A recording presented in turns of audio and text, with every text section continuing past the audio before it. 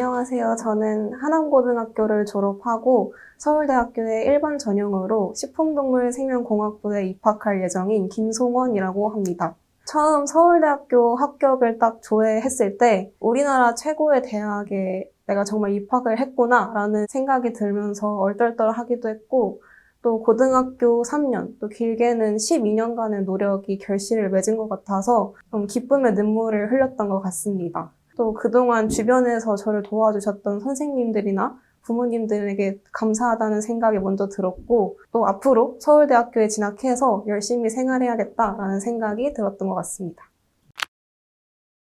제가 명문대학교에 합격할 수 있었던 비결은 먼저 수시와 정시를 모두 놓지 않고 성실히 임했기 때문이라고 생각합니다.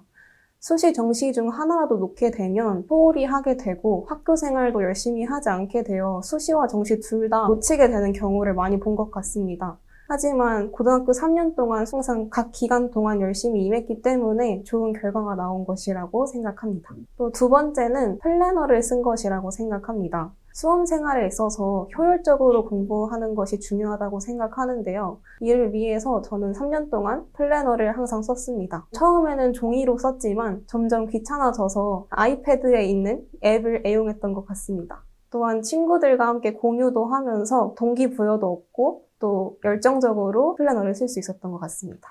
세 번째는 저만의 독창적인 생기부를 만들었다는 것입니다.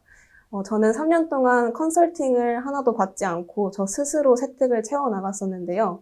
1학년 때는 다소 내용이 부족하다고 생각하여 2, 3학년 때는 조금 더 내용을 보완하여 열심히 채웠던 것 같습니다.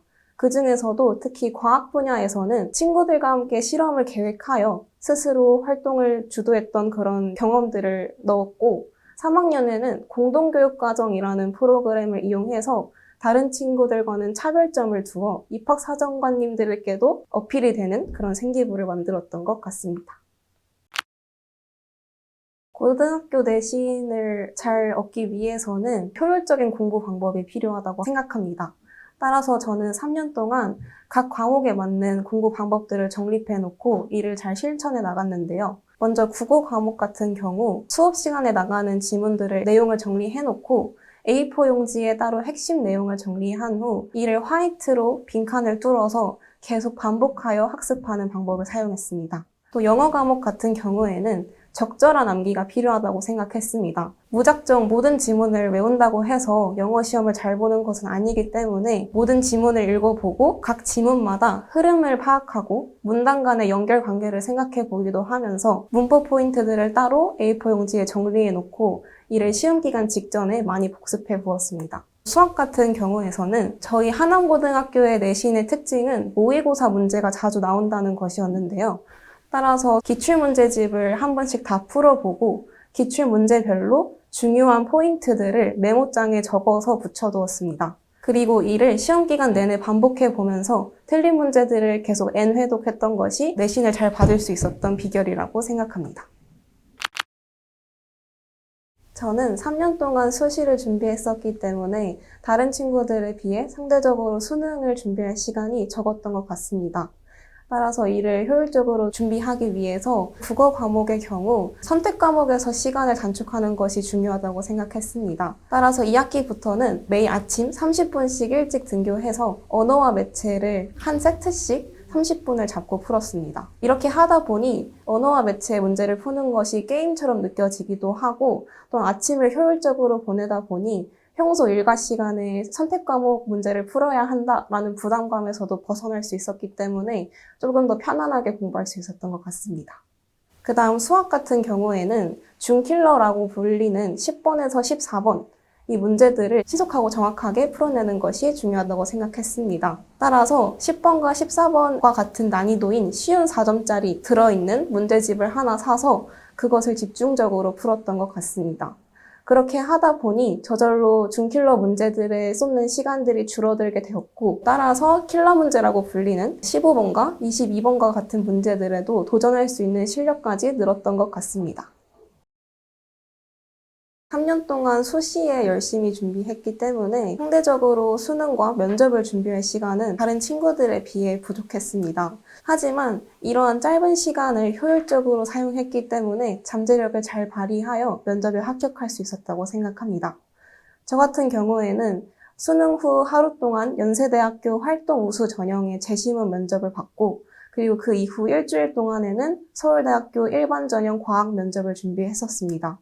그리고 또한 그와 동시에 동아대학교 잠재 능력 우수자 전형 생기부 면접을 준비했었습니다. 이렇게 3개의 면접을 준비하는 데 있어서 많이 힘들기도 했지만 그 중에서도 가장 도움이 되었던 점은 학교 선생님이라고 할 수 있을 것 같습니다.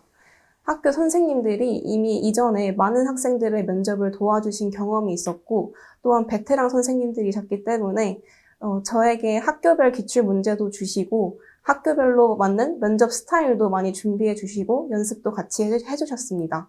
따라서 학교별 기출 스타일에 맞추어서 준비를 할 수 있었고 그렇기 때문에 저의 능력도 잘 발휘할 수 있었다고 생각합니다. 또한 고등학교 시절 내내 PPT를 이용한 발표 활동을 많이 했었는데요.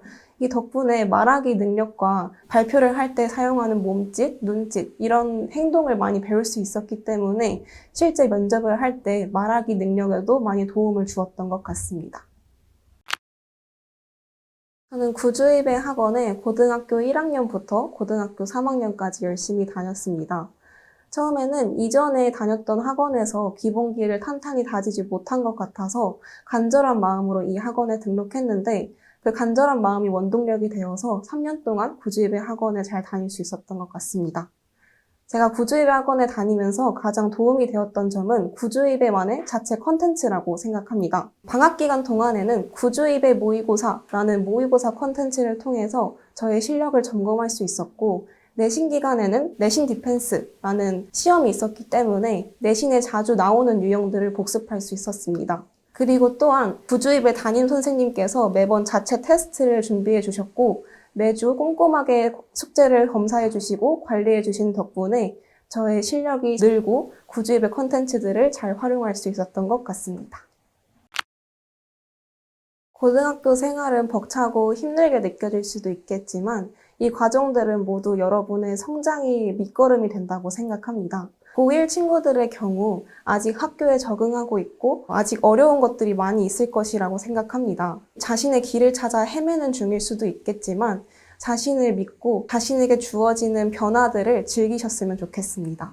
그 다음 고2 친구들의 경우 가장 애매하다고 느낄 거고 가장 고민이 많을 시기일 겁니다. 하지만 자신의 공부도 진로도 놓지 않고 끝까지 자신의 노력을 믿고 달리다 보면 노력은 결코 배신하지 않으니 끝까지 완주하셨으면 좋겠습니다. 고3 친구들의 경우 마지막이라는 부담감이 클 수도 있겠지만 끝까지 포기하지 않았으면 좋겠습니다.